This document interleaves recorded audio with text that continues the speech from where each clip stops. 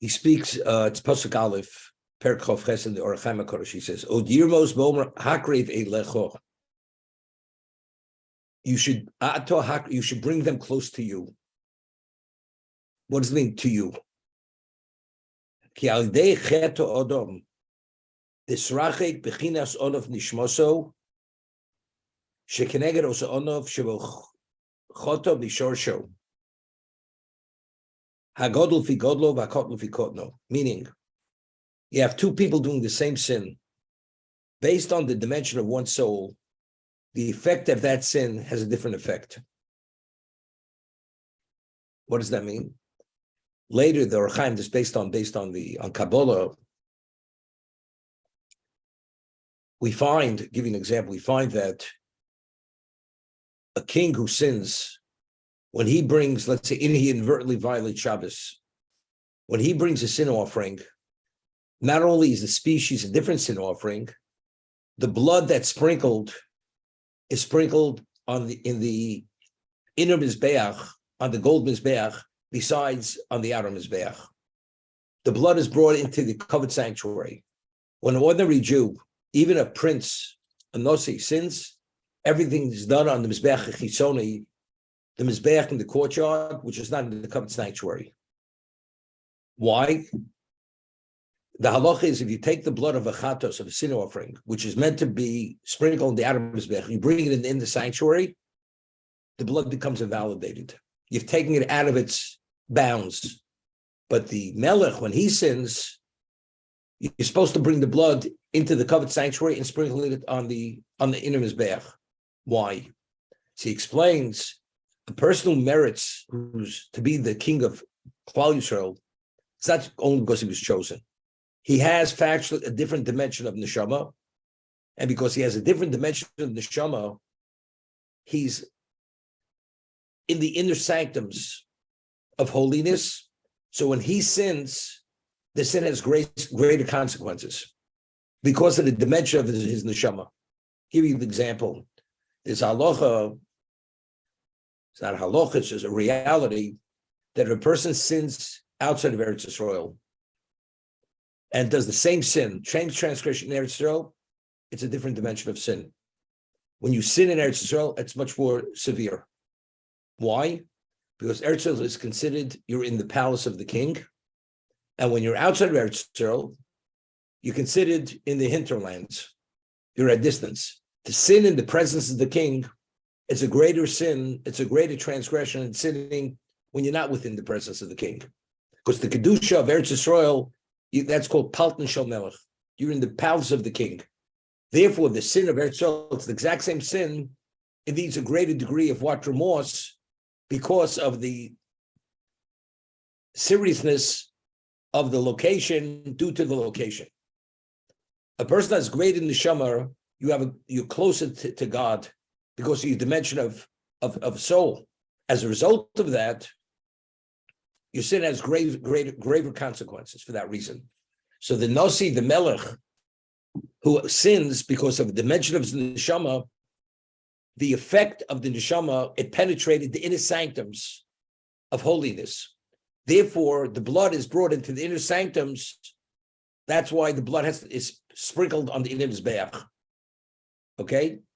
But an ordinary Jew, ordinary means you can be the greatest Talmud Chacham, doesn't make a difference. But if you're not the Melech Yisrael, the king of Israel, because you have your neshamas of a lesser dimension, therefore the ramifications of your sin are not as far-reaching on the negative level. That's the understanding.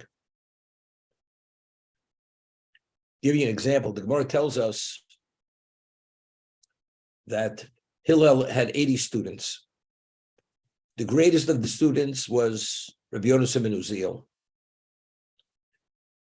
Of the lesser students was Rabbi Yochanan ben Zakkai.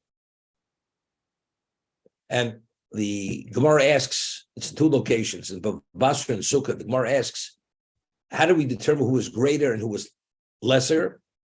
Did one know more than the other? So the Gemara says, no, whatever one knew, the other one knew. And they studied with the same level of intensity. However, when Rabbi Yochanan ben Uziel would study Torah, when the birds would fly over his head, while he was studying, they'd be consumed by fire. Rabbi Yochanan ben Zakkai, when he studied Torah, the same Torah, no less knowledge, no less depth, no less breadth, the birds would not be burnt over his head. That was the difference. So therefore, Yosef ben Uziel was from the greater, Yochanan ben Zakkai was from the lesser. What's the difference?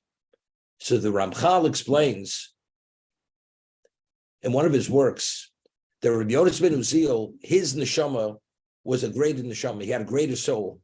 Therefore, when he studied the same Torah, the effects of that Torah had greater dimension, had greater ramifications.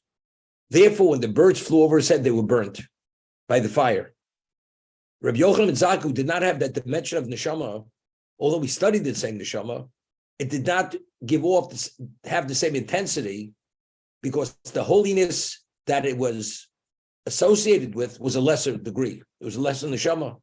Therefore, the birds weren't consumed by fire. So the Meiri cites Yerushalmi, so Rabbi Yonasan Uziel, if when he would study Torah, the birds would be burnt, and he knew everything, and there was no difference knowledge-wise, but this is the difference between the two of them. So what about Hillel HaZoken? What about the Rebbe? So he'd say maybe he knew more. He knew more. There were certain areas he knew more, whether it was depth or breadth. So Meiri cites Yerushalmi, that Yerushalmi says that when Hillel would study, the birds not only would be burnt within his Dalet Amos, within the proximity of his 4 cubits, even the birds that were outside of his 4 cubits, they would be consumed by fire. Because Hillel's neshama was a different dimension of neshama. Okay? This is the background of what the Orach Chaim HaKodesh is saying now. He says, he says, when a person sins, based on the dimension of neshama, whether it's a greater branch or a smaller branch, the neshama is attached to God. When you sin, the word chet means diminishment. That's the meaning of the word chet. It's diminishment. The branch has been detached to a degree from its source. So if it's a more important branch, it has a greater level of consequence. A smaller branch, it's not as consequential. Therefore, when the greater person sins, for him to get reconnected, it takes a lot more than the lesser person, because the graveness of the sin of the greater person, because of the dimension of who he is, has greater negative ramifications. So a Moshe Rabbeinu, who his neshama was the equivalent of Klal Yisrael, he was Shokal K'neged Yisrael. When he sinned at the burning bush, he had to do quite a bit to get fully reattached, that he should cleave to Hashem as if nothing ever happened. So therefore, he has to undergo this Hakri Ve'elecha, by you personally installing Aaron and his children, which the kuna could have been yours, and to do it with simcha, with joy, that itself is part of the reinstatement, of the reattachment. And I'm going to read it inside now. So I just explained what he says. The neshama, he says, Hagodol fi godlo, v'hakotten fi kotno. V'hine be'emtzos hafzoros shehiptzis shlichus Hashem. Because he was adamantly opposed initially to carry out the agency of Hashem at the burning bush. Goram nisrachus onof echod me'adfi nishmoso mishorosho. So there were certain attachments of his neshama to God. They became detached, and they had to be reattached. Hagavti Hashem henisho, although he was punished because he forfeited the kuna, and there's no question he did tshuva. Aval pikein kol od sheli kabelo onesh, unless he actually receives the full punishment. Hapagam omid bimkomo, the pagam, the blemish, is still there. Va'richuk odenim ruchok, and you're still at a distance. You're not where you should be. So now when Aaron is actually becoming the Kohen and his children are being installed as Kohanim, he would say, yeah, miskarev harichuk or harochuk. Now the one who is far is getting closer, is getting reacquainted, reattached. Hakrev, bring him close to you. Pirush hakrev la'atzmcha. When you're installing Aaron and his children, You're the beneficiary of this. This is Eilecho. It's to you. In your context, that you've been distanced because of that particular sin at the burning bush, Hashem is informing him now, being involved in the process of installing Aaron as children. This is the remedy for the distance to bring you back. He says, with this, we have a new understanding of what the Gemara says at the end of Brachos. What does it say at the end of Brachos?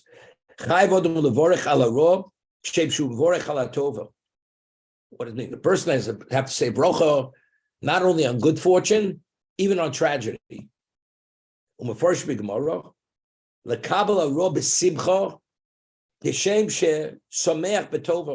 Gemara explains the same joy a person has when good fortune comes, the person has to experience a level of the same joy when, God forbid, tragedy comes.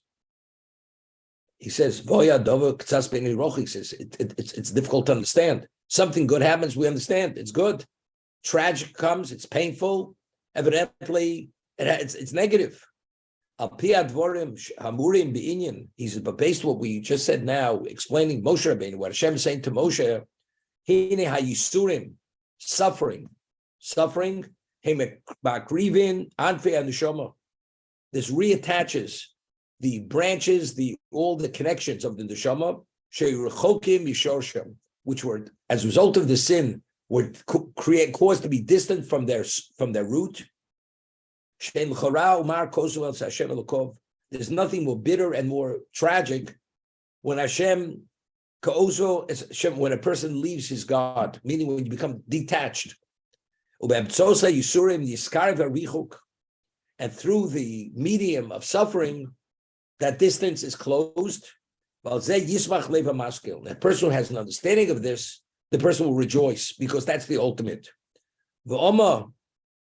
Stop.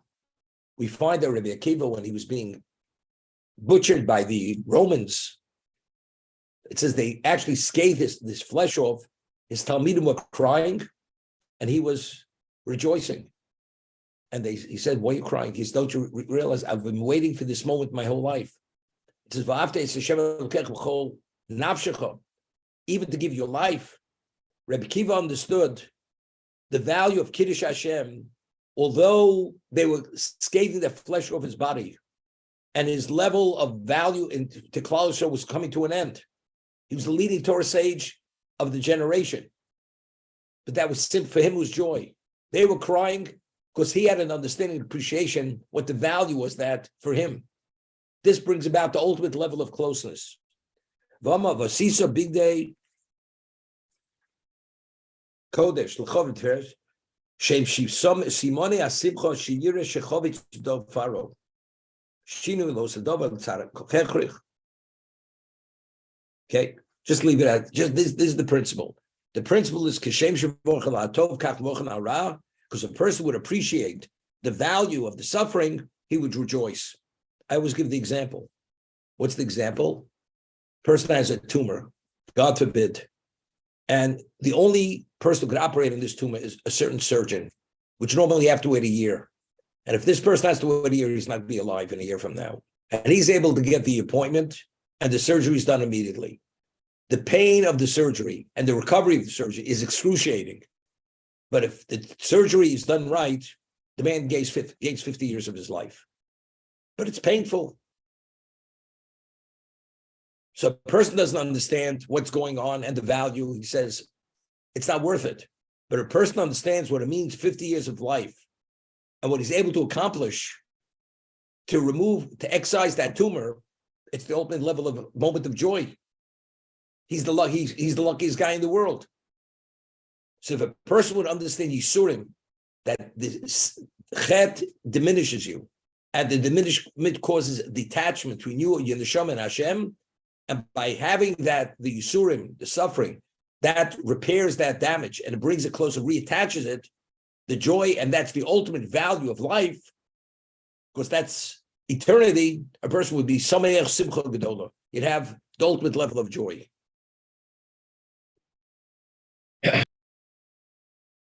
And you will make holy vestments for Aaron, your brother. And they will be for honor and for glorification.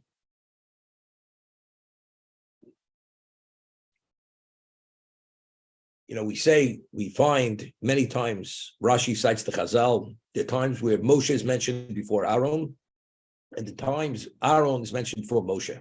Why? Usually you would mention the person of greater stature before the other person. So the Torah goes and interchanges who's mentioned first to tell us Aaron, Moshe, Shkulam Hayu. In a certain context, they were the equivalent one of the other.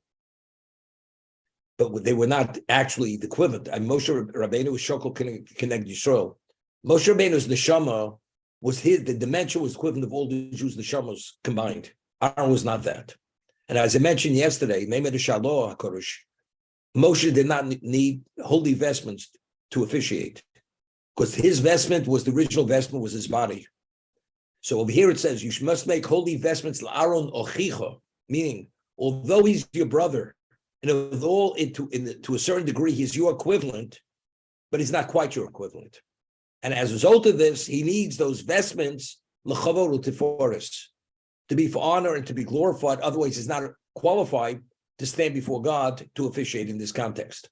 That's Aaron Ochicha. Although he's Ochicha, nevertheless, he needs those vestments, l'chavod u'tiforos, based on what I said yesterday in the name of the Shalom. Rabbi, is there any concept that the interchange? Is there any concept? Can you hear me? Yeah, something's just blocking here. Yeah, go ahead. I'm listening. Is there any concept that the alternating that you mentioned the name of the Maral? It says Vayelech Ishmi Beis Levi, Vayikach es Bas Levi. Right? The person from the house of Levi, one took the daughter of Levi. Who is this? This is Amram taking Yocheved. And from retaking her as his wife, Moshe was born. That was the story of Moshe being born.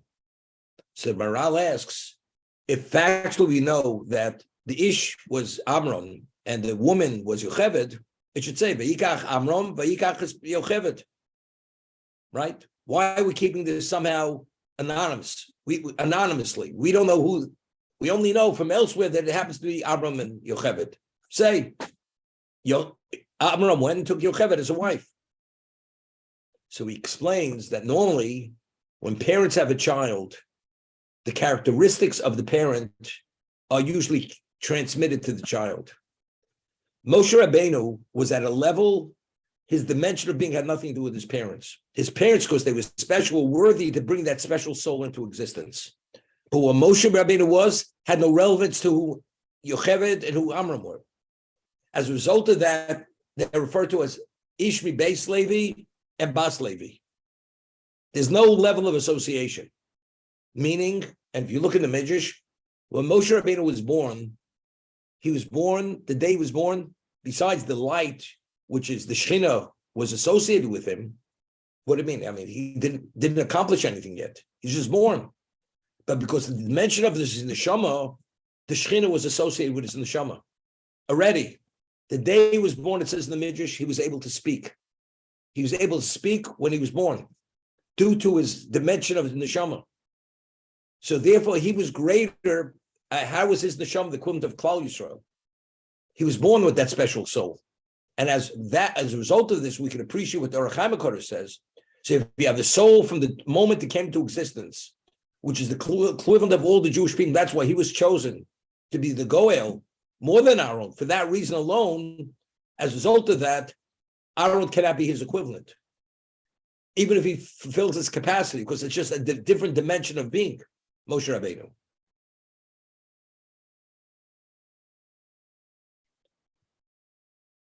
When we spoke about that the body was the original vestment, it's the vestment of the soul.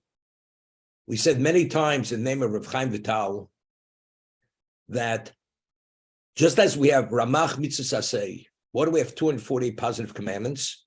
There's a correlation between the neshama and those positive commandments.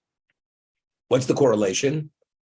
That every time we do a Mitzvah Saseh, it infuses that one component of the neshama with a spiritual energy, which gives it relevance to eternity in the world to come. You say the Shema. The Shema corresponds to a certain component in the neshama. You put on tefillin, another component in the neshama. You do every positive commandment corresponds. So it's an enrichment, an empowerment of that component. Okay? So it's interesting, how many parts are there to the body, organs and parts? Ramach Vorim. Right? There's Ramach Mitzvah, 248 positive commandments, 248 parts to the body, 248 components to the neshama. Right? Now, so if there are 248 parts to the neshama, and we're saying the mitzvahs correspond to every part of that neshama, right? That's what we're saying. So the body, why do you have 248 parts in the body? Because that vestment corresponds to every component of the body.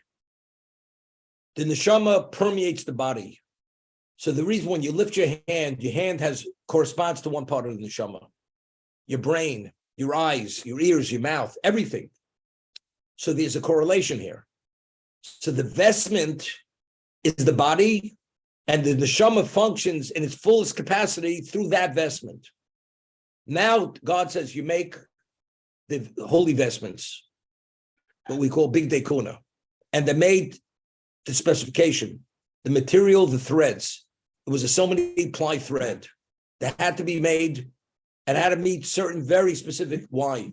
Because only then is the vestment, the physical vestment, which is the priestly vestment, it's the equivalent of the body. The vestment which the Kohen wears is the equivalent of what the body was originally to be the vestment of the neshama. Therefore, it's irrelevant what you think the vestment should be. It has to meet specifications, which is the equivalent that it represents every component of the neshama, as the body was the vestment for the soul. So therefore, that's l'chavru teferis. It's the ultimate glorification of the person when he walks in, because that's the vestment which is appropriate to accommodate and reflect all the components of the neshama.